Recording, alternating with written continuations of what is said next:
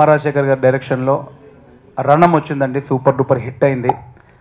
అట్లాగే ఇప్పుడు రణం 2 మే 15వ తారీఖు రాబోతుందండి. ద గ్రేట్ యాక్టర్ శ్రీహరి గారు చివరిగా నటించిన చిత్రం. చాలా మంచి సినిమా అండి. అంటే యాక్చువల్గా ఈరోజు శ్రీహరి అనే కూడా ఎన్నోసార్లు చెప్పాడనమాట, చాలా బాగుంది సినిమా, చాలా బాగుంది, ఇది సినిమా రిలీజ్ అయితే ఇంకా వేరే రకంగా ఉంటుందని చాలా చెప్పాడని. బట్ ఈరోజు శ్రీహరణ లేకున్నా కూడా రణం 2 ద్వారా మళ్ళీ శ్రీహరణ మన ముందుకు వస్తున్నాడు. ఆయన ఇందులో అద్భుతమైన వేషం చేశాడు. అట్లాగే అమ్మ రాజశేఖర్ గారు దీంతో ఈ సినిమాకి డైరెక్షన్తో పాటు ఈ సినిమాలో one of the lead role, second హీరోగా one of the lead role చేశారు. సో నాది కూడా ఇందులో చాలా మంచి వేషం అండి. అంటే రెగ్యులర్గా చేసే క్యారెక్టర్లా కాకుండా ఇందులో ఒక కొజ్జా వేషం. కొజ్జా అంటే ఇప్పుడు వచ్చే సినిమాల్లో కామెడీ కోసమే ఉండే కొజ్జాలా కాకుండా ఒక సిన్సియర్ గే అనమాట. గే కాదంటే సిన్సియర్ ఒక కొజ్జా లాంటి వ్యక్తి. అంటే బాగా కథలో బాగా లింక్ ఉన్న క్యారెక్టరు, కామెడీ చేస్తూ అట్లాగే చాలా ఎమోషన్, చాలా మంచి సీన్స్ ఉన్నాయండి నాకు. మే 15వ తారీఖు మా రణం 2 సినిమా మీ ముందుకు వస్తుంది. తర్వాత ఒక స్ట్రగుల్ తర్వాత ఒక అంటారు కదా, ఒక కష్టం తర్వాత ఫలితం వస్తుంది అన్న మూవీకి ఎగ్జాంపులే ఈ మూవీ.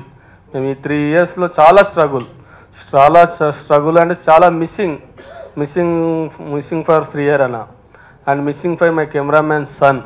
అలా ఆ విధంగా కొన్ని ఇబ్బందులు వస్తూ సినిమా పోస్ట్పోన్ అవుతూ మొత్తానికి అన్ని కష్టాల నుంచి బయటపడి మే 15th రిలీజ్కి ప్రిపేర్ అయ్యాము.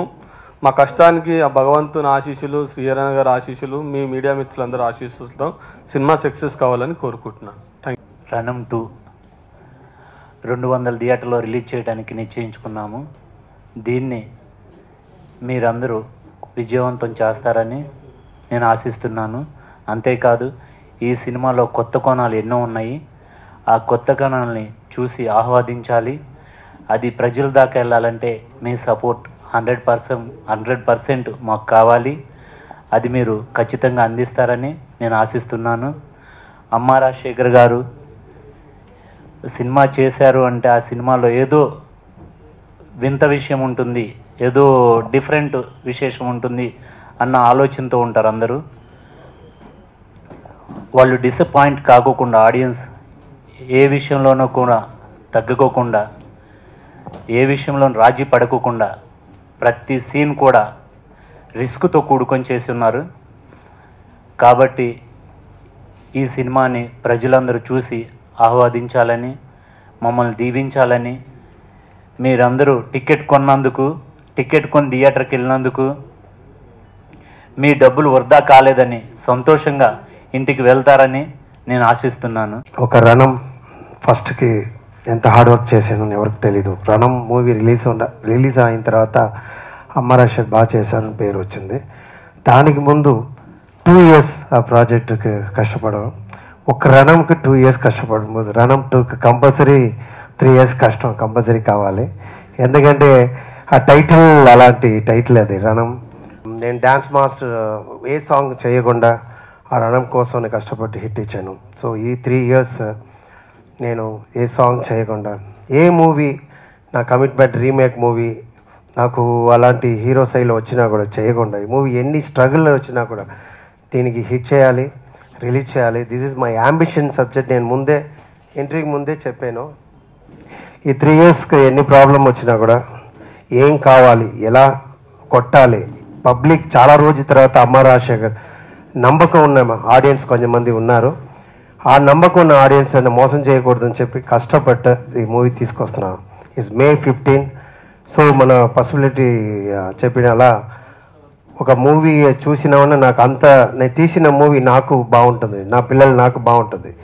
ఈ ప్రాజెక్ట్ యాజ్ ఎ ఫ్రెండ్ ఒక ప్రాజెక్ట్ చూసినప్పుడు ఎంత ఆనందం పెట్టారు, ఎంత ఎక్స్ట్రా ఎంత డిఫరెంట్గా ఉంది చెప్పినప్పుడు నేను అప్పుడే చాలా సంతోషంగా, చాలా హ్యాపీ ఫీల్ అయ్యాను. అప్పుడే సక్సెస్ వచ్చిన ఫీల్ వచ్చింది.